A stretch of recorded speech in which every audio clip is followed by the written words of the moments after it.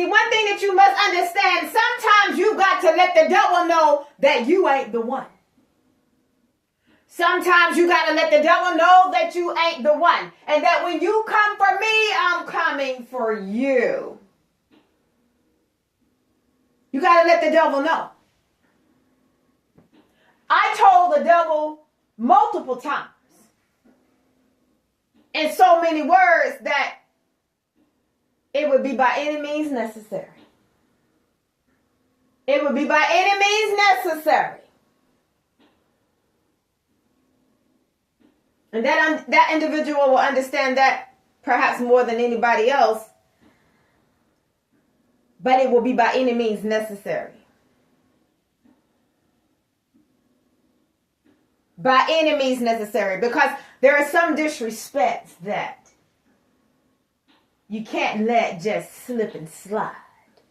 And I will say that when someone has approached you that you don't know this individual, but all the while that person has a game plan up his, or for you fellas, her sleeve.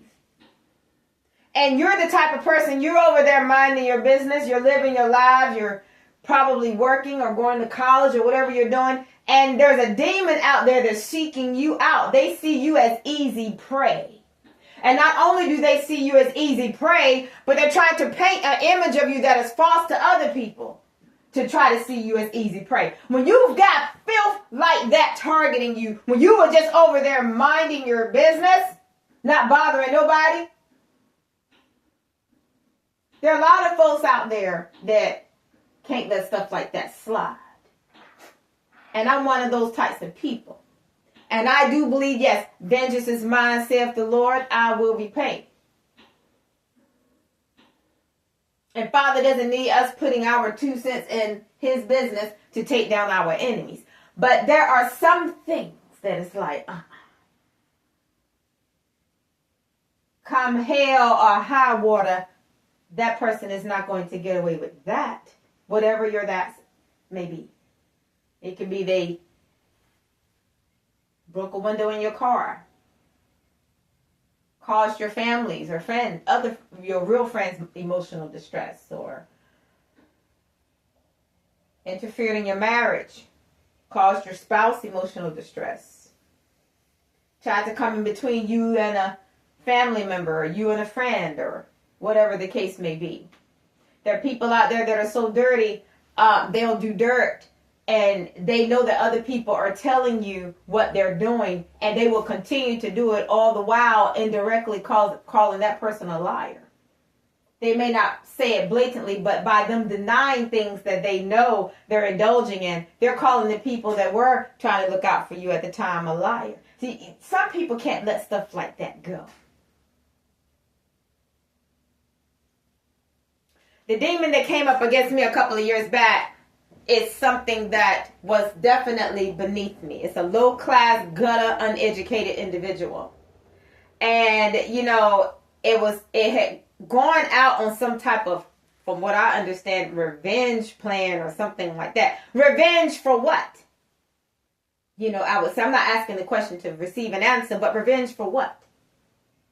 Because nothing has been done to it in its life that it did not deserve.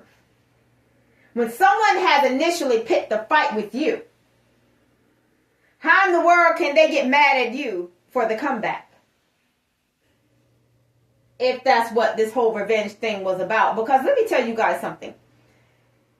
The individual that came up against me, other than thinking it was all of that and being so cocky, and I'm thinking, why? A town low like a scum bucket. And then to try to go out and trash my name and my reputation, that's where I draw the line. Because I don't have to beat somebody with my fist. I'm going to beat a piece of filth like that with my mind. Who am I talking to out there? And this is a scum bucket that felt competitive with me. As many of you may be dealing with scum buckets that feel competitive with you. But it has always felt competitive with me. Because you gotta understand, trash like that will look at people like us as we think we're all of that. We think too highly of ourselves. we've placed ourselves, they think, on a pedestal, and they want to bring us down. Remember in that movie, A Thin Line, and how that dude that was the bad guy had scoped out that lady when I think she was sitting at the bar, and she looked very sophisticated, and she was very sophisticated. And remember how his whole game plan was the game, and how he just really just targeted her. That's real life right there, as many of you know. That's real life. People will literally target you. They will look at you a lot of times as if you think you're too much, or think you're all of that, or think you're too good. And they will actually conspire with other people to single you out to try to bring you down. And just as in that movie, that woman, she didn't let that go. She didn't let that go. She came back at that person. And it really is a thin line between love and hate. But see, how your enemies play themselves is when they don't realize that the love is not there anymore, but they think it is. And they don't know that in actuality, you are the one in charge of the game, not them. That's how an enemy plays itself. And then, people like that, they'll run around and they'll try to paint an image of you that is false. And they will try to make people think that they mean so much to you when they don't mean nothing to you.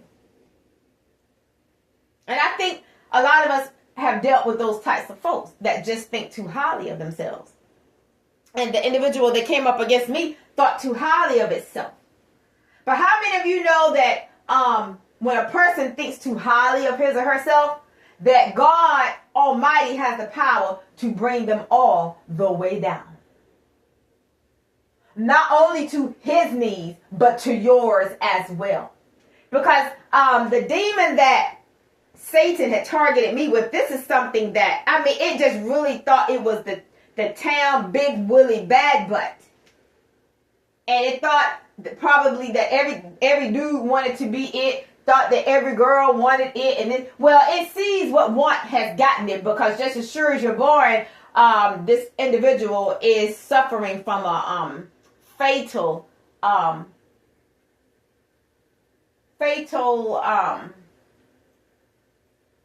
issue that was contracted by way of promiscuity. I word it that way. So its health is fading and failing.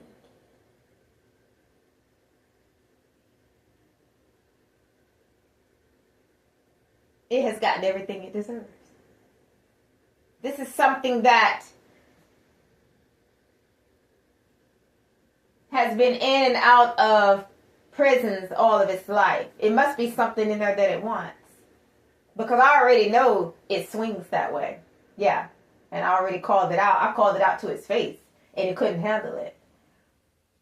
So then they tried to come back at me. And you know how people are. They're trying to come back at you because you called out a truth on them. I didn't even pay that into mind. It didn't even shake me. And that's what that person didn't like. That person would say things and I wouldn't flinch. And it would just stare at me as if to say, why are you not affected by what I'm saying? See, that's a narcissist. When they found out there are certain people whose buttons they can't push or get a reaction out of, they don't have any leverage and they don't know where to angle their weaponry. But this is an individual that is nasty. It takes baths, yeah, but it still stinks. It looks nasty. His skin looks nasty. It has burn marks all in his face from where the police, or from what I understand, pepper sprayed its face. And so it has these dark splotches, or had these dark splotches in its face. His face is crooked, probably from getting punched in the jaw. This person is somebody that was running the streets, having sex with people, and most likely catching and spreading STDs when I was at home, probably playing with my baby dolls or designing clothes. This is a lowlife. This is something that was hanging in the streets when I was probably not even permitted to leave the house. When I was riding around with my family, going shopping with my family, this was a dirty bum that was in clubs, scoring people, beating people up, shooting up car washes, most likely catching and spreading STDs, already sexually active. Yeah. It was that type of bum bucket. But that's something that convinced itself that it was better than me when it was not. For real, something like that. Something like that. The exact type of thing that I said I would never be acquainted with. But see, when people dress themselves up and they go lights, camera, action, and you don't hang in the streets, and because you don't hang in the streets, you don't know that person's reputation. That's what happens. But see, I'm also the type of chick, when I find out the truth about something, the game gonna change. That person may not know the game is going to change, but it's going to change. And a lot of you might be that way as well. It's like, okay, everything is okay. It's all good. But once you disrespect me, the game's going to change. And so, this person tried to, the person had thrown dirt on my name. And I like I said, you guys, I've always had a spotless reputation. And I still do. And even when the dirt was being thrown, I still had a spotless reputation. Because don't nobody tell me who I am but me and God. Don't nobody tell me what I've done but me and God. Don't nobody know anything in my life, whether good or bad, that I've done. It's nobody's business but me and God. Now, that's just how I roll. A lot of people don't roll like I do. But that's just my personality. You don't touch something that don't belong to you. My reputation belongs to me. It doesn't belong to that enemy or any other enemy. But I guarantee you that individual had a very bad reputation. Rapist, thief, violent, menace to society, convict, inmate, Pope Youth Center, resident. Need I go on? Murderer. Throwing the murder weapons in a body of water. Yeah. All of that under its belt.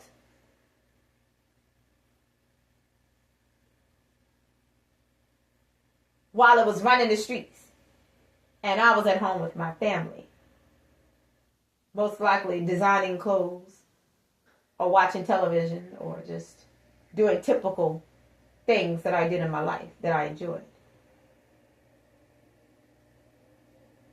Not to give too much away. There was no way in the world I was going to allow that individual to come up against my name and my reputation and get away with it.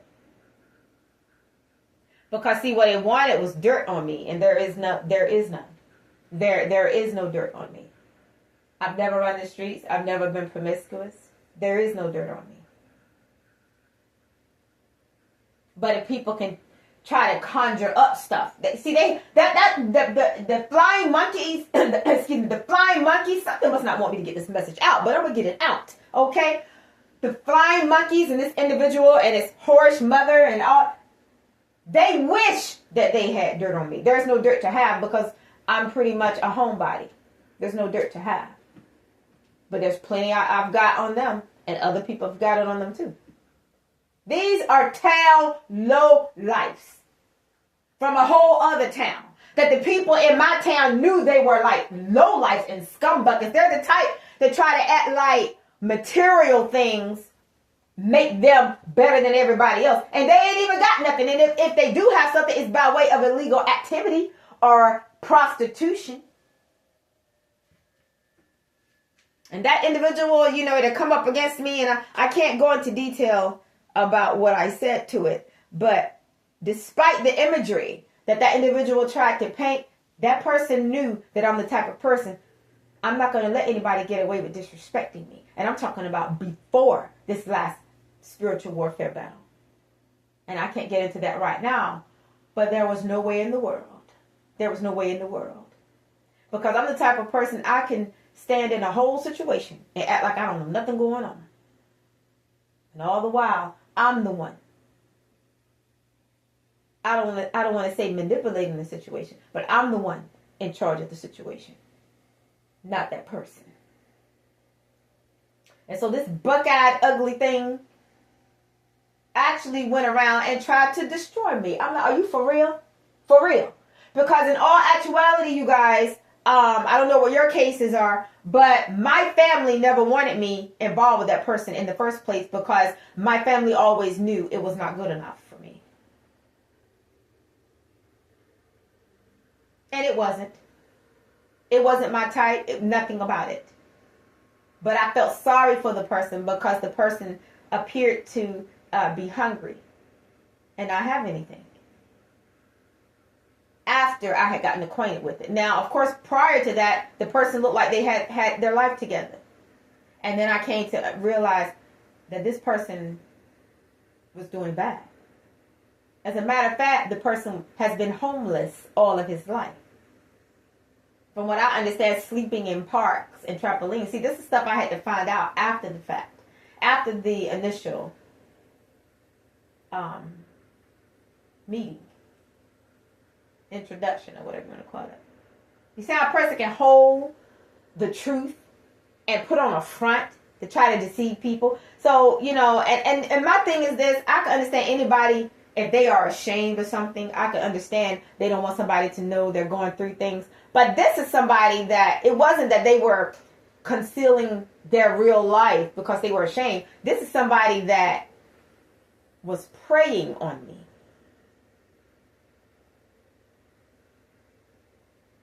Because, number one, my name was not in the streets. Nobody even knew who I was. I made my own money. And whatever I wanted, I bought. And I had pretty much a close associationship with my family members at the time.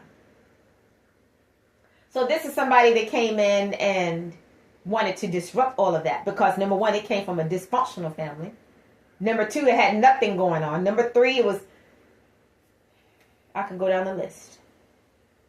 So people don't get away with things like that. Not only because Father said, vengeance is mine, saith the Lord, but because I'm not going to let them get away with it either. Father don't need my little input, no. But there was no way, you guys. And that person knew that. That's why I believe one reason why that person targeted me was because of something that I said to it also. And so I guess it called itself beating me to the punch. But you don't pick no fight with no chick like me and get away with it. And it's not even about picking a fight. To me, it's the level of disrespect. And who else was affected by way of that disrespect? Whose lives were affected by that? Because that individual not only targeted me, it targeted my entire family. And I'm not talking about these bums that came up against me. I'm talking about the people that I cared about at the time. And then some that I cared about at the time, they're not family anymore. But I'm talking about for that particular era. What I viewed them as then. So I don't want to say I'm back battling. But I'm just going to say the record going to be set straight. Believe that. So this individual really tried to come in for the kill. That person is lucky they are alive today. If they are. But I know they dying of AIDS. I know that much. And probably ain't no telling what else. And that's no disrespect to anybody that's suffering from that particular affliction. I'm talking about that individual, not somebody else. So I'll make that clarification whenever I say something about my enemies. And I'm talking about my enemies specifically. I'm not talking about anybody else. And this is somebody that I do believe was involved in homosexual activity in prison. It looks like it.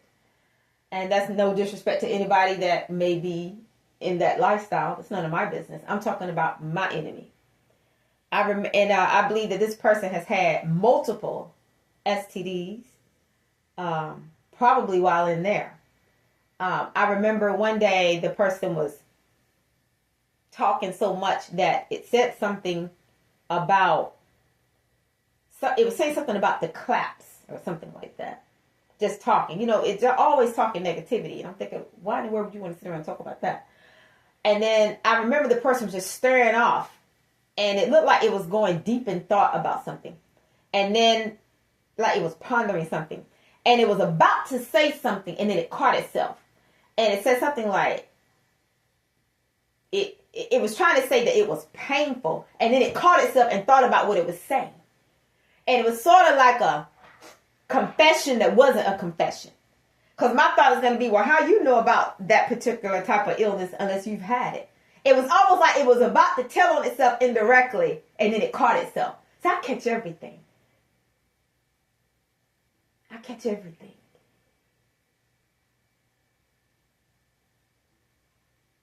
Yeah. It was somebody's turn-up boy in prison, for sure.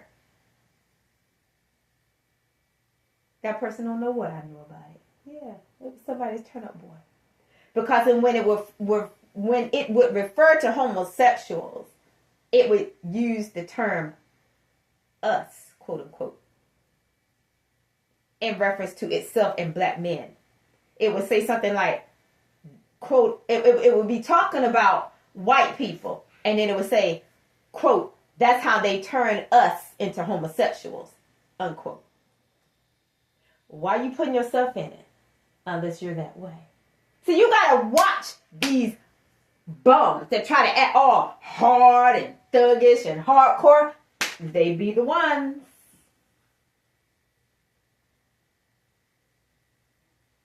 They be the ones, y'all. I'm telling you. Trying to act all hard, want to beat up everybody, want to drag other people's names and reputation through the mud, because their reputation already drugged through the mud. They ain't nothing, and this and that and third, trying to break up families and cause problems between siblings and stuff like that. You take a dirty bum like that, it deserves everything that it gets in life. I don't know about you guys out there, but I'm the type of chick, I don't forget nothing. I don't forget nothing. See, you got to use your mind to defeat your enemies, not your fists. Who in the world going to try to box an animal? Give me a break, especially a female. And somebody that's a street boxer. And that person is. Give me a break. You got to beat somebody like that with your mind. But see, to something that want to be you because it's that way. It's going to look at a woman. It's going to address a woman like it would a dude. Because the way a dude would address another dude is like wanting to have a physical confrontation and then trying to say that the person was a punk or scared. That's what a dude say. A dude say about another dude, not a dude say about a female that won't box it. What I look like trying to box our animal. But from what I understand, that's what that person was calling me, a punk. Now this is supposed to be a dude now, because I wouldn't box it. No, I'm not going to box you. I'm not going to do anything that's going to put my physical well-being in harm's way. I'm going to use my mind to take down a dirty bum like that. And that's exactly what I did. By any means necessary. Now it has nothing. And it will never have nothing. No car, from what I understand. No car, no job, no nothing, no house. It won't. Out of all the things that individual seemed or told somebody, I believe, that it wanted in life, it'll never happen. Trying to get out of places that it can't get out of and don't know why. Well, from what I understand, there was somebody out here writing to the parole board. I think I know who it was. Of course, I'm not going to mention the person in my video or in this conference. No, I'm not going to mention the person's name. The only thing I can say to the person, whoever it is job well done. Just like the only thing I can say to myself is, job well done. Yeah. Job well done, sis. I say to myself, job well done, sis. And I'll leave it at that. Because like I told that person, I don't care what it takes. You're going down.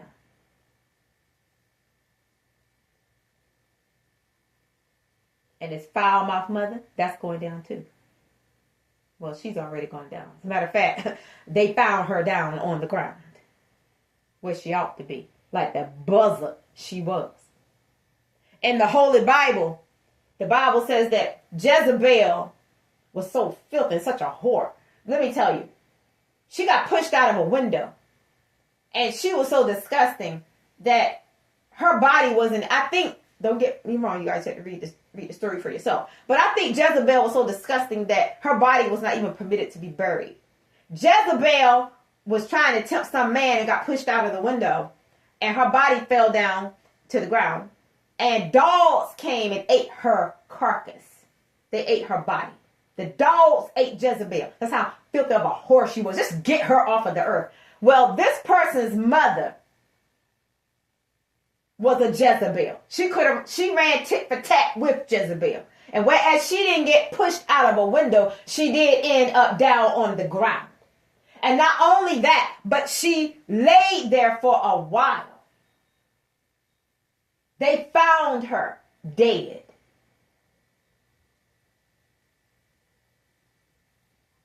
It was almost as if somebody wanted her there for a while. Like, you don't even deserve to be found. I'm going to let you lay there for a while.